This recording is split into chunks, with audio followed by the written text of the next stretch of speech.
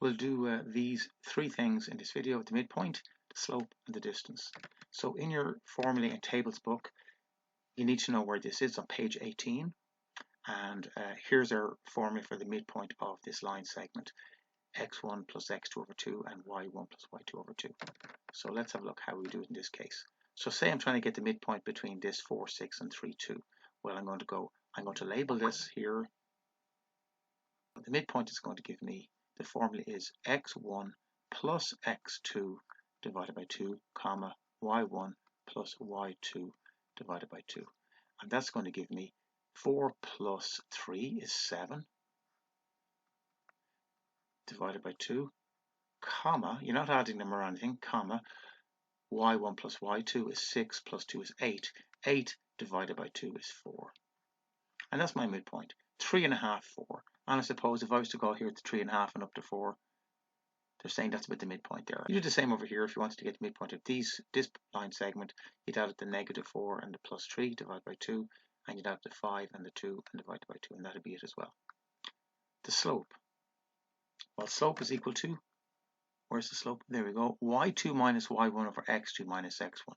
It's also known as the rise over the run. And in this case, there's our formula. The slope is the rise over the run, which is y2 minus y1 over x2 minus x1. So y2 minus y1 is going to give me 2 minus 6, divided by x2 minus x1 is 3 minus 4.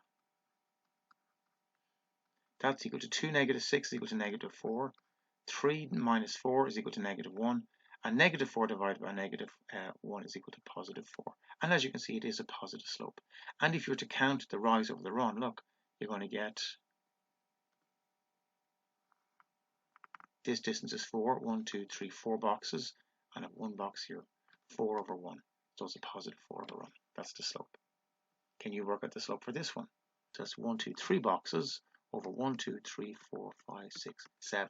So it's going to be negative 3 over 7 will be the slope for that one.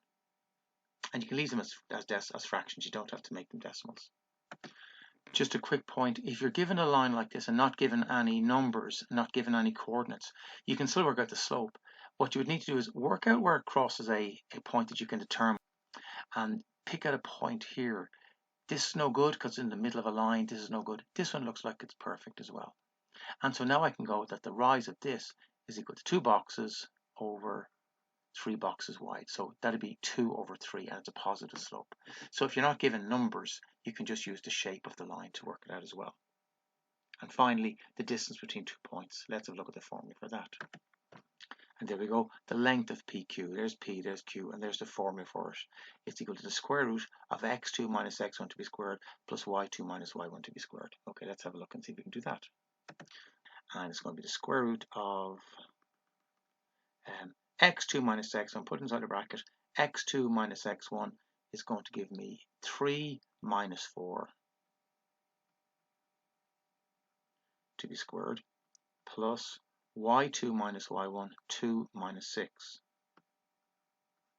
to be squared.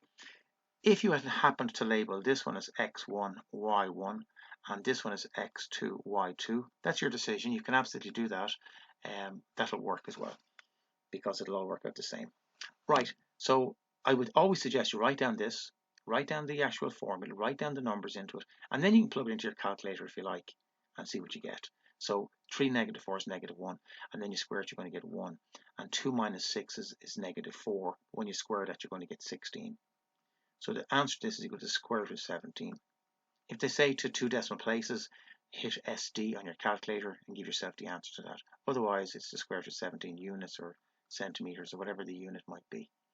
And the same with this one. You can work the distance between any points here. Okay, hope that helped.